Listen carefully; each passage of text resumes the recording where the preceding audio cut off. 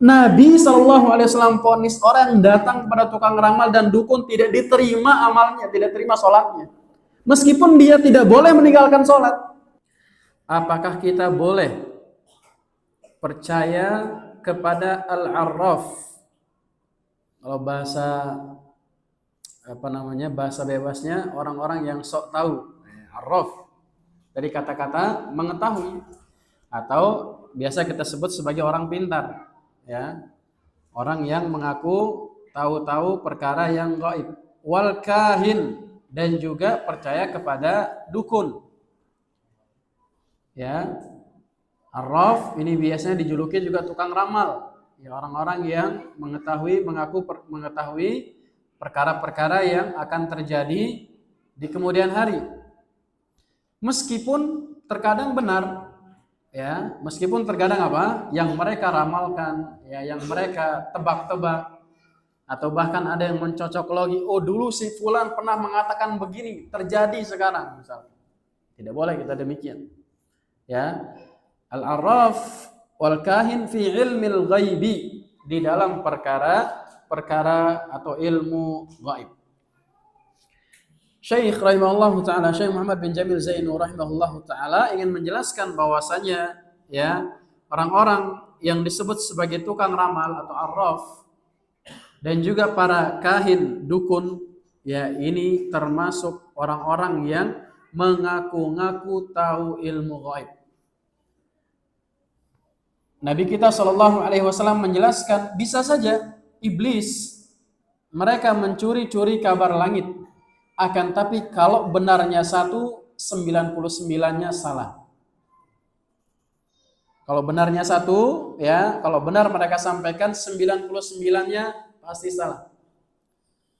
Kalaupun benar, kebetulan saja dia benar, ya mungkin ada hitungan-hitungan tertentu dan seterusnya, maka ini perlu kita perhatikan. Jangan sampai kita melakukan perbuatan-perbuatan yang bisa menciderai keimanan kita kepada Allah Subhanahu wa taala.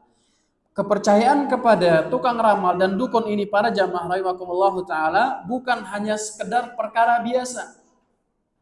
Akan tapi ini berkaitan dengan keimanan. Bahkan Nabi kita Shallallahu alaihi wasallam mengatakan bahwasanya orang-orang yang percaya kepada tukang ramal ataupun dukun ini, ia telah kufur terhadap Al-Quran, kufur terhadap, kata Nabi SAW, kufur terhadap apa-apa yang diturunkan kepada Nabi Muhammad SAW, itu berupa Al-Quran. Jadi ini bukanlah perkara-perkara yang biasa. Ya, jangan sampai kita bermudah-mudahan hanya sekedar iseng saja, ingin tahu saja, ya, kira-kira saya cocoknya di mana. Nabi kita SAW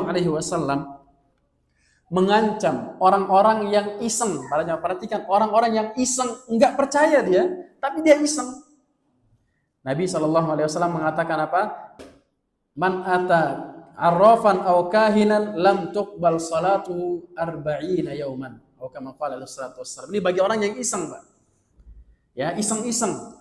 Kata Nabi SAW apa? Siapa saja yang mendatangi tukang ramal ataupun para dukun, mendatangi saja,